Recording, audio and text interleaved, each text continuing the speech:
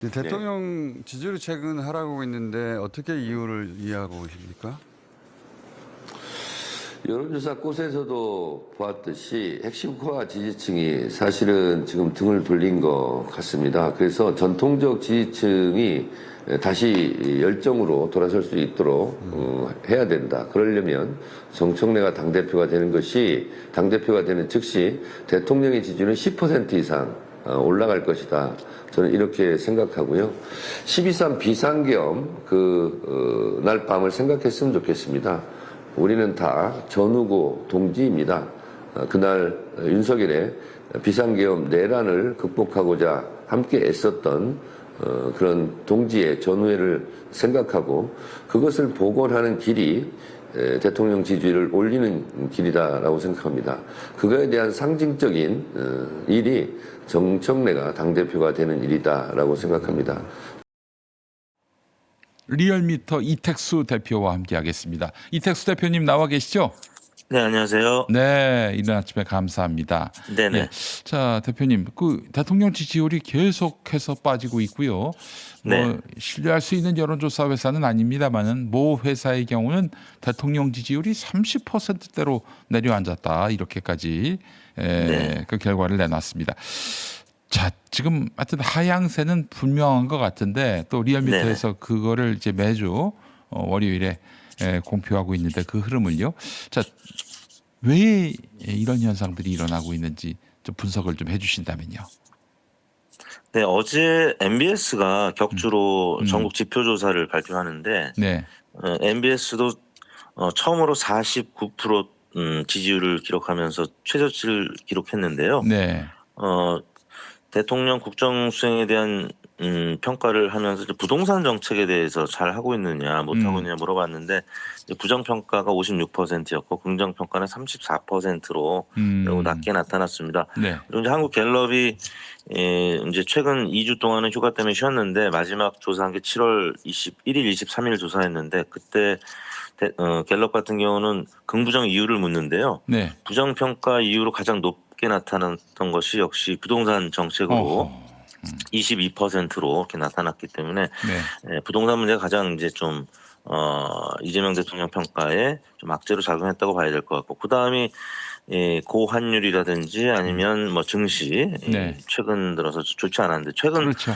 이번 주는 이제 반등을 하고 있는데 좋아지고 있어요. 예. 네 좋아지고 있는데 아무튼 그 전주까지는 좀 좋지 않아서 리얼미터가 지난 월요일날 발표한 이재명 대통령의 이제 긍정평가가 최근 들어 4주 연속 하락한 수치 43.3%를 기록하면서 2.6%포인트 하락했는데 이런 흐름은 뭐 다른 조사기관들이 대부분 그러니까 ARS 조사는 40%대 중후반 혹은 뭐 초반까지 나오는 경우가 있고 그다음에 네. 방금 MBS 조사처럼 저는 면접 조사는 이제 50%대 초반에서 이제 40%대 후반까지 네. 좀 빠졌는데 뭐 방금 말씀드린 부동산이나 아니면 뭐 증시 문제 이런 부분 외에도 뭐 아시다시피 지금 전당대회가 굉장히 치열하게 진행되다 보니까 네. 특히 이제 정청래 전 대표 후보 정청래 후보 지지층이 이재명 대통령에 대한 평가가 조금 전 이제 소영주 수사님하고 딴지 게시판도 얘기 이제 하셨습니다만 네.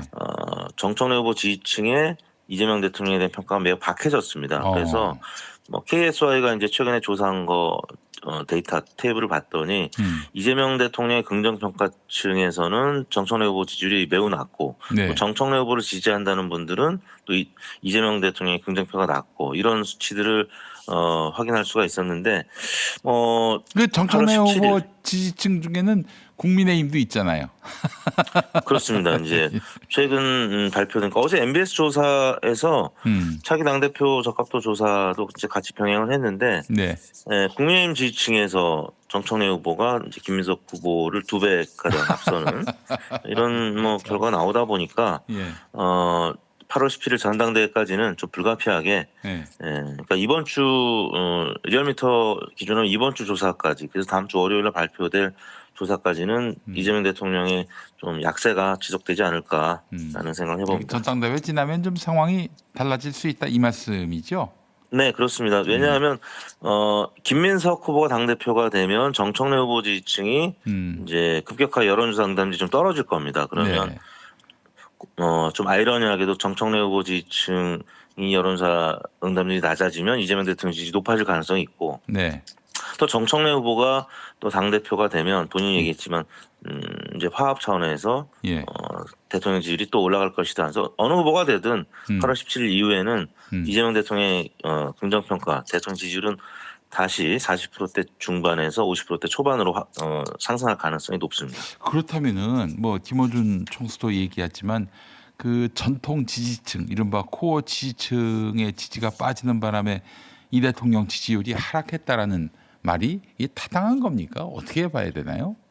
그 코어 지지층이 역시 두 부류로 나뉘어지겠죠. 김민석 후보를 지지하는 세력도 코어 지지층이 있을 거고, 근데 이제 정청래 후보를 지지하는 또 코어 지지층이 네. 있을 텐데 네. 어느 한쪽이 지금 이탈을 하다 보니까 매우 잘한다는 의견이 평상시에는 한 40%에서 50%까지 나왔었는데 최근 들어서는 매우 잘한다는 의견이 한 30%대로 떨어진 20%대 후반으로 떨어진 이런 상황이라서 전당대회가 이제 끝나면 다시 매우 잘한다는 의견이 30%대 중반 후반 혹은 40%까지 회복을 하면 대통령 지지율은 ARS 기준 50%대 뭐 그리고 전화 면접 조사는 이제 뭐 잘 하게 되면 60%대까지 다시 회복할 가능성이 높아 보입니다. 그러면은 정청래 후보가 아예 안 나왔으면은 이런 일이 없었을 수도 있겠다는 생각이 드네요. 그렇죠. 뭐 이렇게 치열하게 사실상 전쟁 수준의 전당대회를 예상하지 못했는데 만약에 이제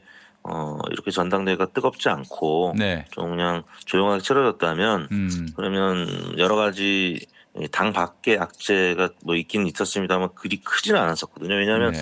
뭐 지난 그 6월 지방선거 이후에 이제 뭐 선거를 완성하지 못했다는 실망감 때문에 좀 떨어진 부분도 있지만 사실 6월 셋째 주에 뭐 그 코스피가 9,000포인트 돌파하기도 했고 대통령이 또 나토 순방 네. 여러 가지 또 긍정적인 지표들도 있었어요. 그럼요. 예. 근데 이제 7월 들어서 전당대회가 본격적으로 치러지고 가장 이제 단초가 됐던 거는 유시민 작가의 그 비판적 발언. 그렇죠. 그때부터 이제 대통령 지지율이 계속 하락하기 시작했거든요. 저는 그 유시민 씨가 그 네. 대통령 지지하지 마라. 일종의 그런 어떤 분위기를 막 만들어냈다. 그 자기 네네. 말이 맞았음을 입증하기 위해서 거듭거듭 이 유튜브 저 채널 나가서 떠들어댄 것이 어느 정도 주효하지 않았나 하는 그런 생각도 들고 말이죠. 그러니까 반명이라고 이야기 듣는 거 아니겠어요? 네, 그런 측면이 있습니다. 네. 네. 자, 그 리얼미터도 혹시 조사하셨는지 모르겠는데 이번 저 민주당 전당대회 관련해서 말입니다. 네네. 그 이제 뭐 그렇지 않더라도 여러 데이터들을 많이 보셨을 텐데 우리 저 네. 이택수 대표님 보시기에 호남과 수도권 결과는 어떻게 나올 걸로 보세요? 가장 이제 최근에 발표된 어제 MBS 조사에서 네. 그 광주 전라 지역을 예. 보면은 김민석 후보 42%, 네. 정청래 후보 27%, 어허. 15% 포인트 어. 김민석 후보가 앞서는 것으로 나왔고요. 송영길 후보가 11%를 지지를 받았습니다. 네. 그리고 서울에서는 김민석 후보가 19%, 정청래 후보가 18%, 박빙 우세, 김민석 후보가 1%포인트 우세한 것으로 나타났는데 아까 소영주 소장님께서 얘기하셨습니다만 그 서울 같은 경우는 지난 전당대회에서 인천 지역, 네. 그다음에 광주 전라 지역은 제주. 예. 제주 지역 뭐 예. 이 부분과 좀 비슷할 거라고 얘기를 하셨는데 네. 저도 이제 그 부분에서 공감을 하는데요. 최근 지표가 네. 리얼미터에서는 호남에서 그 거의 더블 스코어 가까이 28대 58 이렇게 김민석 후보가 앞서는 걸로 나왔었거든요. 네. 그리고 여론조사 꽃에서도 전화 면접은 호남에서 한 5%포인트밖에 김민석 후보가 못 이겼지만 ARS에서는 리얼미터랑 거의 똑같이 더블 스코어로 나왔었어요. 호남에서 28대 58 거의 똑같이 나왔습니다. 리얼미터 결과랑. 예. 그래서 그리고 이제 가장 이제 또 최근에 제로투원 파트너스라고 이제 뭐 신생 여론조사 업체인데 예. 여기서 광주, 전남 그리고 전북까지 호남 지역만 예. 안심번호로 조사한 좀 믿을 만한, 왜냐하면 다른 지역들은 조사들은 지금 리얼미터 포함해서 전국 더불어민주당 지지층 뭐 무당층 1,000명 혹은 네. MBS는 그냥 국민의힘 지지층 포함해서 1,000명 이렇게 했는데 네. 방금 소개해드린 제로투원 파트너스가 KPI 뉴스 의뢰로 조사한 결과는 호남만 1,000명을 따로 안심번호 받아서 했거든요. 전부까지 포함해서. 어이구, 비싸네. 여기서 보면은 예.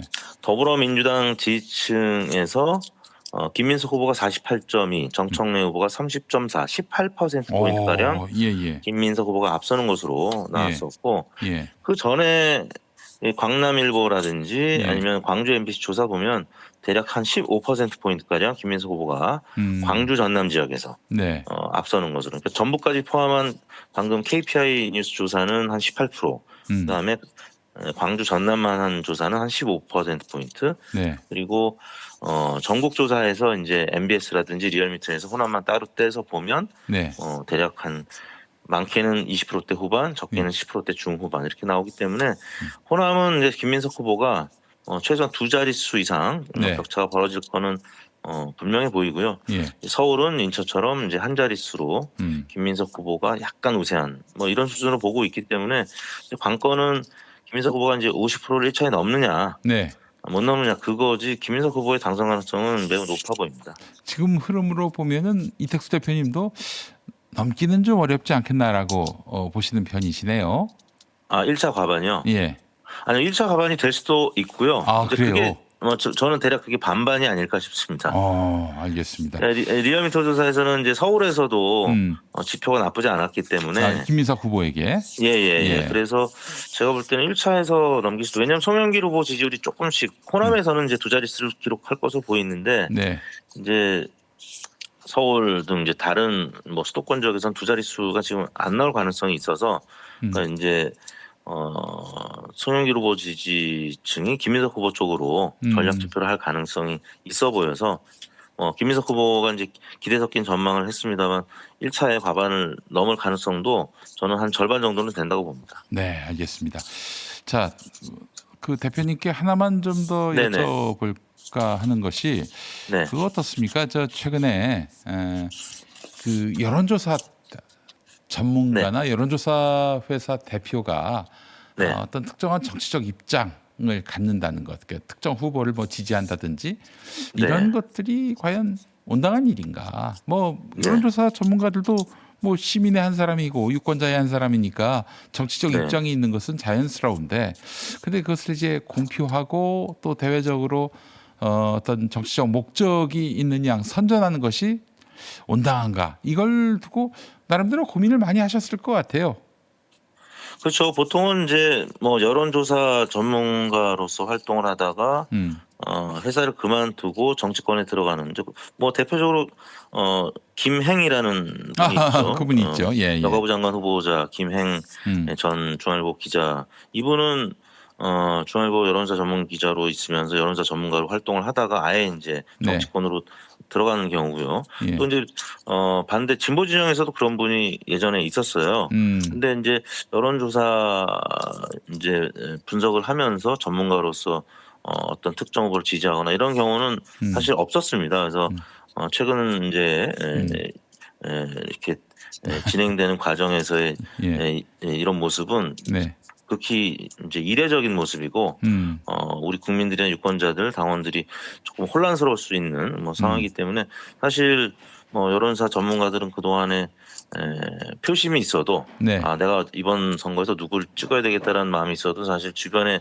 뭐 아무한테도 저 같은 경우도 우리 가족들한테도 얘기를 안 하는 그러니까 편이거든요. 이택수 대표님을 오해하는 사람들이 많아요. 뭐 누군가는 뭐 저기 김어준 씨하고의 그 뭐 중학교 동창이시란 이유로 또 저 이쪽 편이다라고 하는 사람도 있고, 또 정몽준 씨하고 또 뭐 동문이신가요? 아닙니다. 정몽준 씨하고는 동문은 아니고 그 김문수 후보가 이제 저희 아버님의 고등학교 그 제자. 저희 아버님이 김문수 후보 담임 선생님을 2년이나 했기 때문에. 그래서 또 이제 그쪽 편이다라는 또 구한 또 설에 휘말리기도 했고. 네, 개인적인 인연 때문에 이제 그런 이제 뭐 평가들이 있을 수 있죠. 근데 그렇기 때문에 뭐 저 같은 경우는 더 조심스럽게 항상 얘기를 하는 편인데 지금 뭐 우리 시청자분들께서는 어느 전문가 얘기하는지는 다 아실 거고, 근데 조금 이례적인 경우죠. 예. 좀 그래서 굉장히 좀 저희 입장에서도 네. 뭐 저 개인적으로나 아니면 여론사 전문가들 입장에서도 조금 걱정스럽게 바라보는 거는 사실입니다. 네, 알겠습니다. 아유, 뭐 이 어려운 질문에 답해 주셔서 감사합니다. 예. 네네네. 자, 대표님 오늘 말씀 잘 들었습니다. 네, 감사합니다. 감사합니다. 네. 네.